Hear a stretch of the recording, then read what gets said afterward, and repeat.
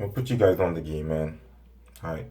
Um, Security, government security, national security, law enforcement, they all work together. And I mean, somebody in the sheriff's department and stuff might have, um, I want to say a foot, might have some investment and so on in security and so on, right? Okay. Um, and generally, like, when people got a community on lock and stuff, they could do anything they want and pretty much get away with it and so on. Um, like for instance, myself, and I mean, to them I was a problem and so on with my car license and so on. So they thought they could have. I probably was not gonna get arrested, but I probably was gonna get like a warning or so on. Like how they provoked me on the road. If I was supposed to, because at that time all they had on me was bipolar. Okay, because through a number of people would ask me and stuff, and that's how I tell them. And I'm saying, right. And also, just to be truthful, at that time, even though I had knowledge about my whole entire diagnosis, I just thought my real diagnosis was bipolar. So I would say bipolar. So I would tell guys like my friends and so on. Also, a guy called True. And I mean, one time he questioned me and stuff at McDonald's, and that's why I told him. Um, who else would tell me that and stuff? Like my friend Nico Wall, when I came in at Ford Gym at a JS3, okay, back in 2006. She asked me about that, and that's what I told her. Um,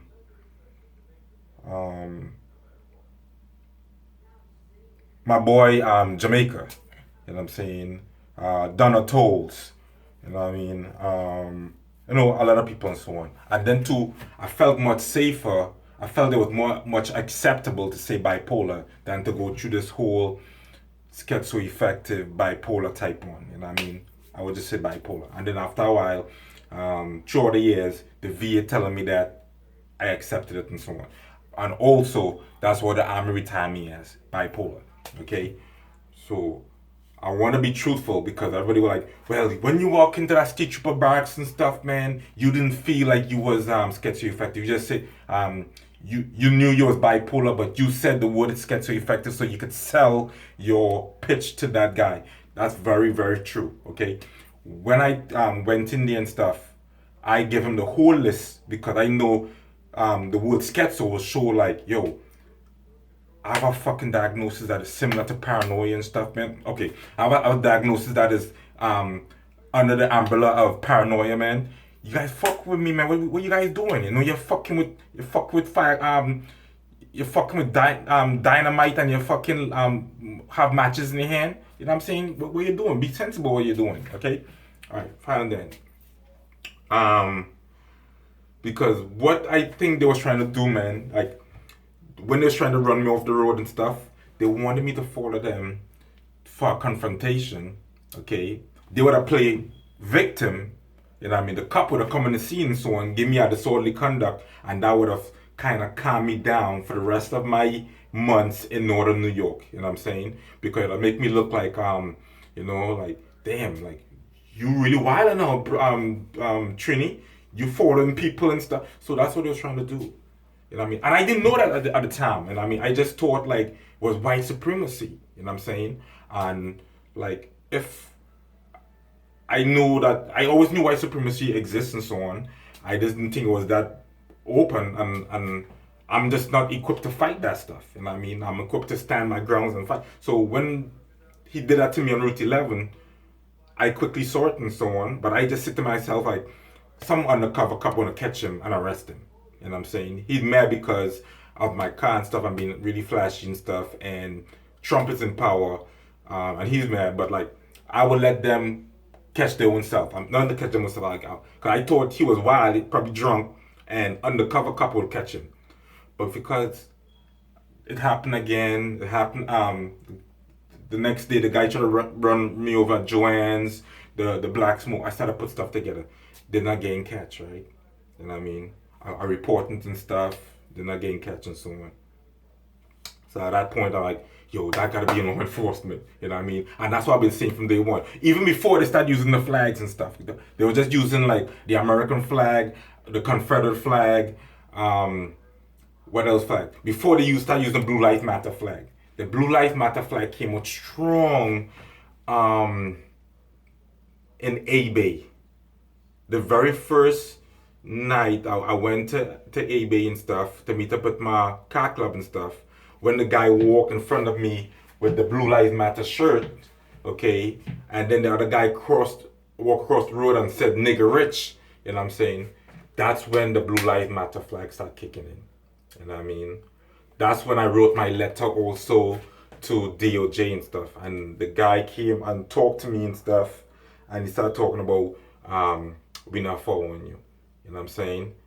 And I made my pitch of the schizoaffective bipolar type 1. You know what I mean? So at that point, now I'm walking into A-Bay, right? The guy walking out and stuff, one of the guys with the trucks and stuff, okay? He's not the only guy. You know what I'm saying? There was a lot more people, right?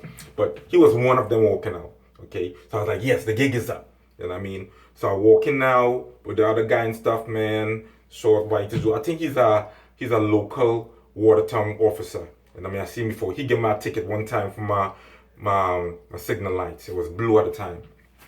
You know what I mean? Anyways, man, I think he's also the one who fake.